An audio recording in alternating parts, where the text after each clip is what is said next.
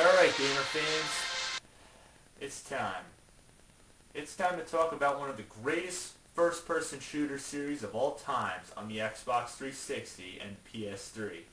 This is the Xbox 360, just keep in mind. I don't have a PS3.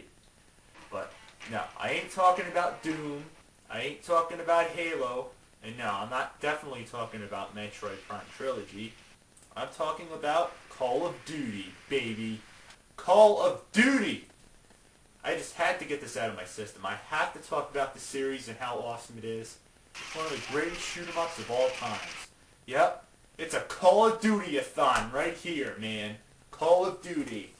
I own here just about every Call of Duty game available for the Xbox 360.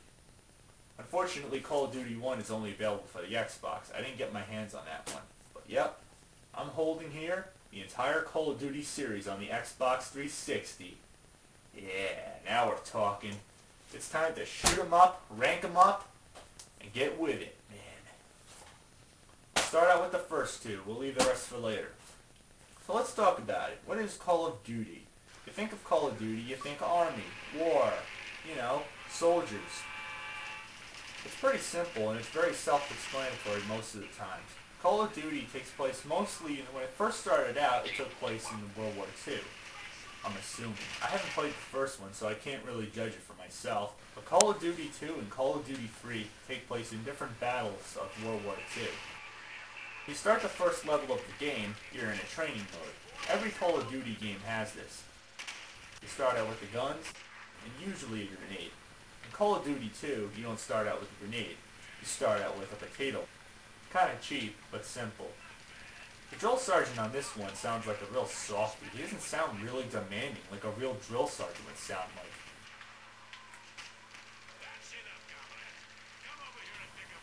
Frickin' wussy.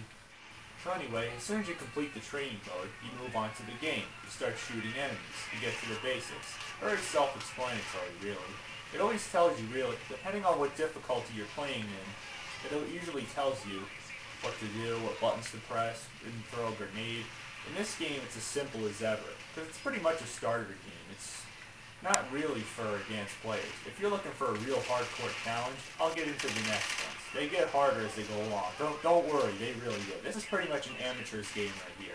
If you're talking Call of Duty 2, it may be easy, but you know what? It's still a shitload of fun.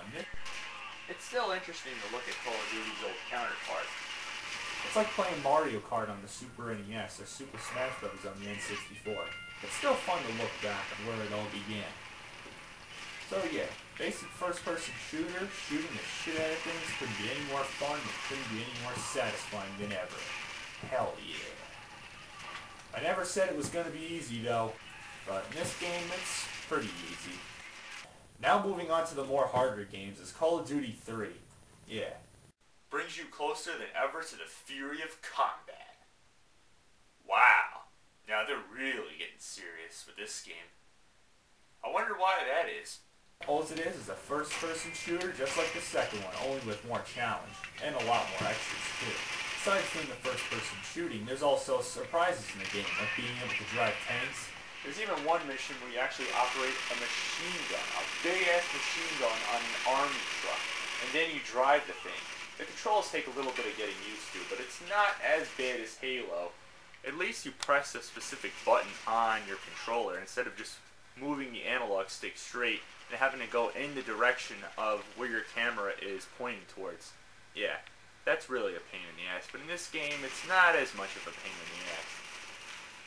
You even get a one-on-one, hand-to-hand combat scene that brings you ever to the fury of combat. Wow, I guess that's where that quote comes in, with this one scene. You get a few of them in this game, they're pretty cool. But they get kind of annoying because you have to keep tapping L and R button over and over. But it's pretty cool. I forgot to mention in the second one, as well as this one, and any other Call of Duty game, there are missions where you actually place explosives on certain things, like inside of buildings, or on tanks, just to blow the shit up into smithereens. Hell yeah.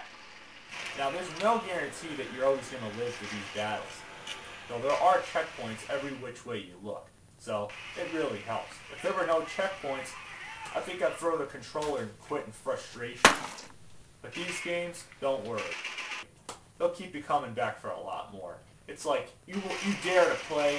Welcome to hell. You dare to play this game until you finish. Yeah. One of those that you just want to beat, you just want to play. Welcome to the war, buddy.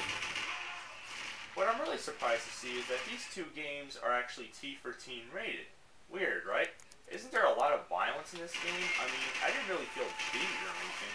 Jeez, all the blood and everything? You figure the game would get at least an M for mature rating. But before I move on to the next part of Call of Duty-a-thon, let's give these two games a Wii Remote review. My critique, final verdict, rockin' two Wii Remotes up.